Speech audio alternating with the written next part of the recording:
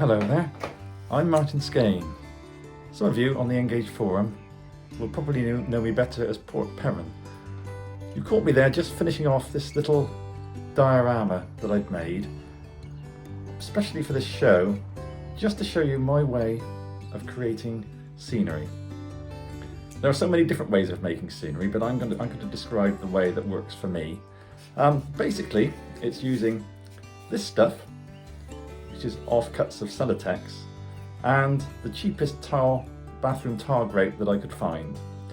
Essentially, I make the scenery using the offcuts, which are just shaped as I want them to be, and then cover the whole thing with tile grate, and then finish off with paint and woodland scenic scatter material and foliage clumps, and I use static grass where necessary. And then the whole thing is finished off with a bit of detailing, including trees and fencing and stones and so on. As I say, there are so many ways of doing the same thing, but this is my way, so let's get on and see what I've done. Started by building this baseboard using scrap material.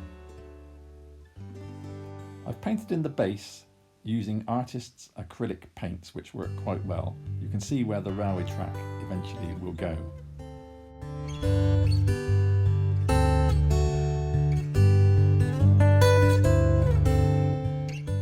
Here's the track laid in place using copy decks and then weighted down to dry using tins from the larder. I've used Celotex offcuts to make the basic shape and start by removing the backing material. I then cut roughly to shape using a knife and fill in using any offcuts, and the whole thing is glued in place using PVA, which sticks it perfectly well. I then fill in the gaps with tiling grate. You'll find that an artist trowel works well to smooth it over. There's no need at all to be too neat here. In fact, it's better to leave it rough. Damping it with a little water smoothed on with the trowel will really help. Next, I've ballasted the track in the traditional way really. I won't go into detail as there are plenty of tutorials on YouTube.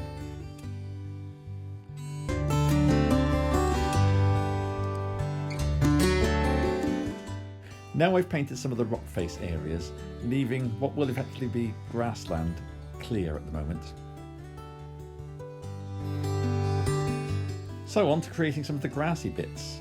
I've applied some acrylic paint really thickly here and then spread woodland scenic scatter material over that glue and allowing it to dry before sweeping it off or hoovering it up.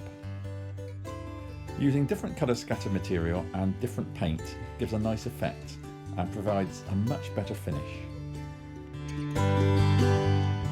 Moving on to the tunnel mouth, I made a template out of cardboard and then made the completed thing using Slater's plasticard. Using coffee stirrers to make the stone cappings. Moving on, more scatter material is applied quite liberally to give a good overall effect and a good overall covering. Remember to sweep up the excess once you've finished and once it's dry. I wanted some hedging alongside the railway and around the fields, so I've created some earth mounds using tiling grate. I started to detail the rock face using various types of paints in various colours, applied quite gently.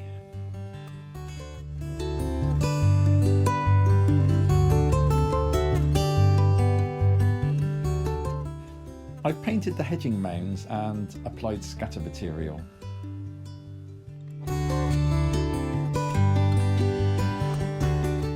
And it's on to the application of the static grass, which I do in the usual way.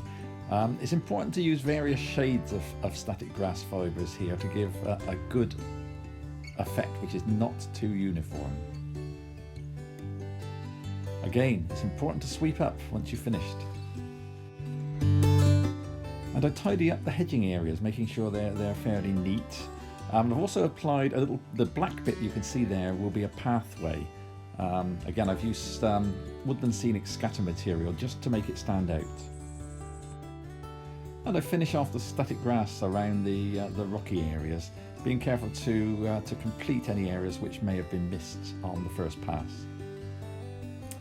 And finishing off the static grass for the fields, which again I do in fairly small areas, and again nothing too uniform. It wants to look natural rather than too tidy. You can see how the pathway has been left clear together with the base for the hedging. And I've applied foliage clumps to create the hedgerow, leaving a gap for the gate, which you can now see I've put into place. And also use some scatter material to make it look muddy around the gate area. I've used darker foliage clumps in the cutting and put tiny dabs of red paint on the tops to make it look as though they are flowering shrubs. Adding details such as people and animals and telegraph poles finishes the whole thing off rather nicely, I think.